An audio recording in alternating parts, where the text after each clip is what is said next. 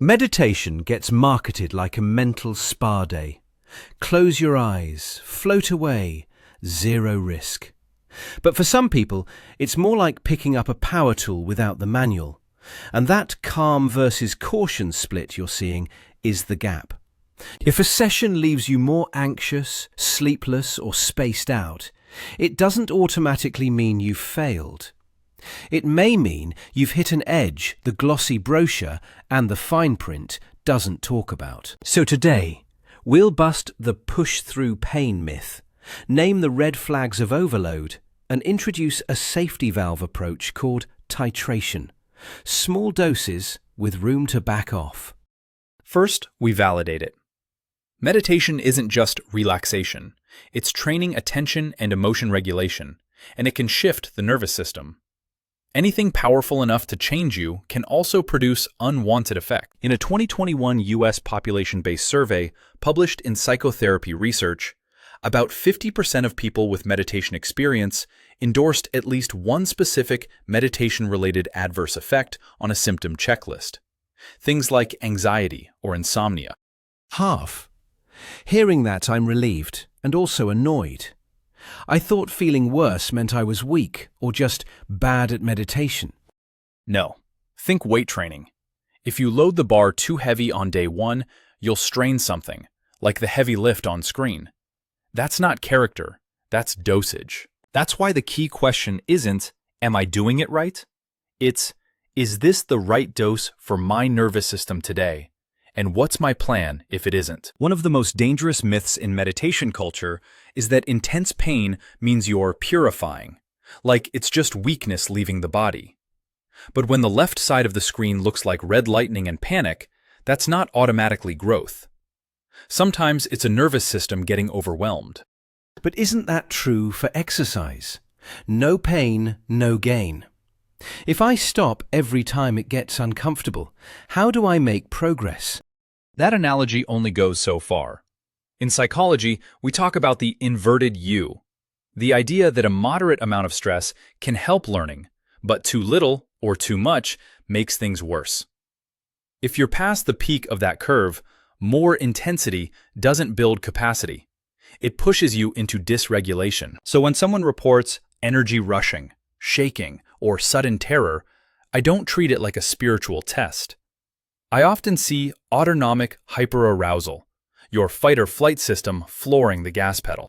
So how does someone tell the difference? How do I know if I'm just bored and restless or if I'm actually hurting myself? A practical framework comes from the Varieties of Contemplative Experience work by Lindahl, Britton, and colleagues. On screen, think of it as 4 checkpoints: distress, control, duration, and impairment. Ask, is the distress tolerable or overwhelming? Do you have control? Can you slow it down by opening your eyes, changing posture, or stopping? What's the duration? Does it settle quickly, or does it keep running after the session? If it lasts after the session, you mean like feeling spaced out for an hour? An hour can happen. But if it stretches into days or starts stacking up, that's different. If you're staring at a clock at 4:56 a.m. night after night, or you feel chronically unreal or detached, that's moving into functional impairment. If you can't sleep, work, or relate to people, that's not grit. It's a red flag. And it's not just theory. A 2025 study on meditation-related delusion-like experiences reported that some cases escalated to clinical intervention, including hospital admission. Wow. Okay, so if I see those signs, loss of sleep, loss of control, what do I do? You stop and downshift, like you would with a sprain. Ground. Eat, hydrate, move gently, get into daylight, talk to a qualified clinician if symptoms are intense or escalating. The goal isn't intensity, it's integration, like those puzzle pieces coming back together on screen.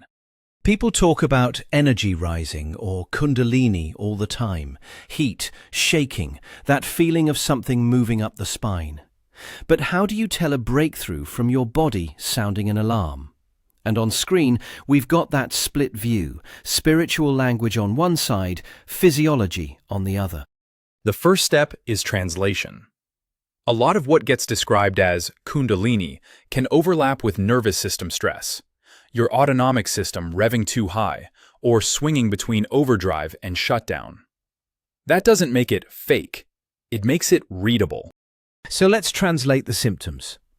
If someone feels energy surging or intense heat, what's actually happening biologically?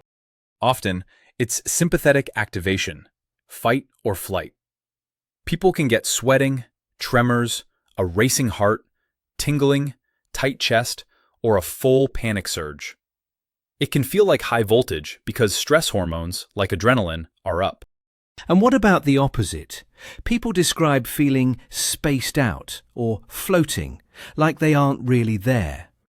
That can be dissociation, depersonalization, or derealization. Numb, detached, dreamlike, unreal. Sometimes that's a protective shutdown response to overwhelm, not necessarily transcendence. Okay, now the hard line. What are the absolute red flags, the moments where you stop the practice and get medical help immediately? Any new or severe chest pain or pressure, trouble breathing, fainting, confusion, sudden weakness or numbness, or a seizure. Treat that as an emergency. Don't try to breathe through it.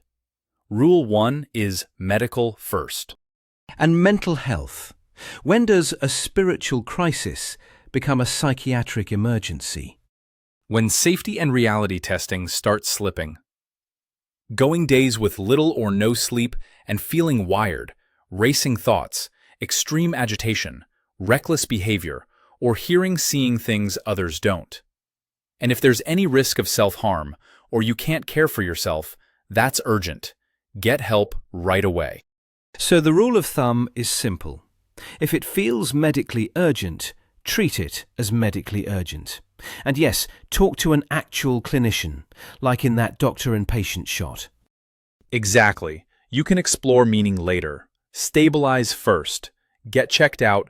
Prioritize sleep, hydration, and support.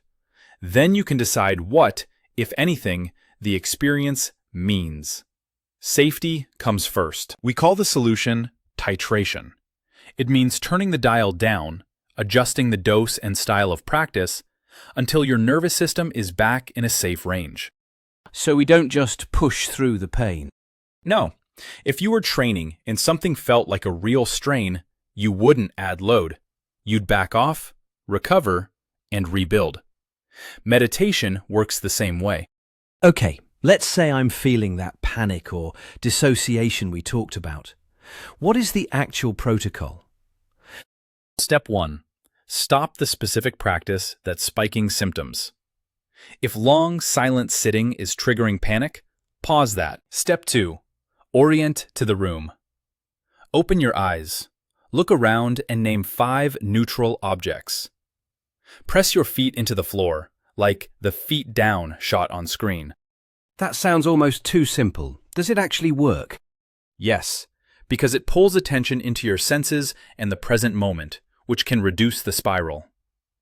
Then step 3. Stabilize the basics.